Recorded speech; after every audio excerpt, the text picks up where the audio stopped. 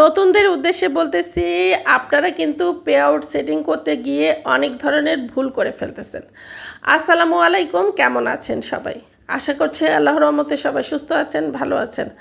আমিও আলহামদুলিল্লাহ বেশ ভালো আছি।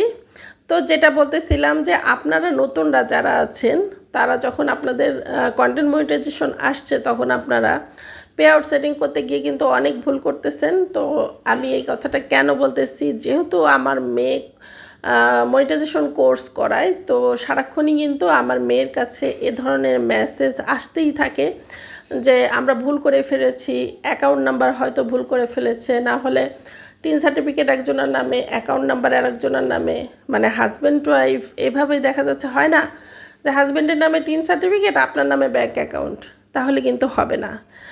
আবার অনেক সময় আপনারা অ্যাকাউন্ট নাম্বার ভুল করে ফেলতেছেন। বিভিন্নভাবে আপনারা যখন পে আউট সেটিংটা করে ফেলবেন, পরবর্তীতে কিন্তু হাজারো বার চেষ্টা করলেও আর সংশোধন করা যায় না।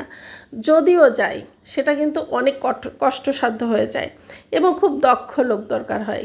যেহেতু নতুন মানুষ হলে তো এটা ঠিক করা কোনোভাবেই সম্ভব না। তো এই ধরনের সমস্যাগুলি নিয়ে কিন্তু আমার মেয়ের সাথে সবাই এভাবে অনেকেই আলোচনা করতেছে, বা পরবর্তীতে আমার মেয়েকে দিয়ে চেষ্টা করতেছে, বা আমার মেয়ে কোনোটা ঠিক করতে পারছে, কোনোটা পারছে না, ব্যাপারটা এরকম। তো যাই হোক, সেটাই বলবো যে নতুন যারা আছেন, আপনাদের কন্টেন্ট মনিটাইজেশন সেটিংটা যখন মানে আসবে, তখন আপনারা দক্ষ একজন, নিজে না বুঝলে দক্ষ একজন মানুষ দিয়েই কিন্তু পে আউট সেটিংটা করবেন। কারণ এখানে অনেক কিছু কিন্তু বোঝার আছে, বা মানে সঠিক তথ্য দিয়ে মনিটাইজেশনটা আপনার সেট আপ করা উচিত। তা না হলে পারে কিন্তু পরবর্তীতে আপনার ব্যাংকে টাকা ঢুকবে না, এটা কোনোভাবেই সম্ভব না। আর আপনারা যদি মনিটাইজেশন কোর্স করতে চান খুবই অল্প টাকায়, তাহলে পারে কিন্তু আমার মেয়ে মনিটাইজেশন কোর্স করায় আপনার ফেসবুকের যত সব গাইডলাইন আছে সব কিছু সঠিকভাবে আমার মেয়ে মনিটাইজেশন কোর্স করায়। আর হচ্ছে মানে কপিরাইট ফ্রি যে মিউজিকটা, সেই মিউজিকটাও কিন্তু আপনারা অ্যাড করতে পারবেন, আমার মেয়ে সেটাও শিখিয়ে দেয়। তো এ টু জেড সব কিছুই কিন্তু ও শেখায়। আপনারা চাইলে ওর কাছে কোর্স করতে পারেন।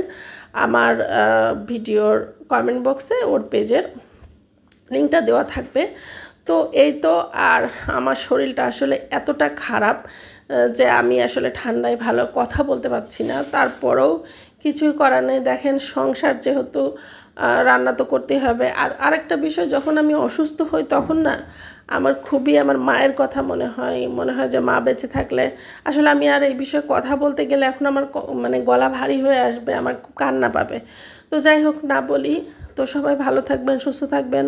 আল্লাহ হাফেজ।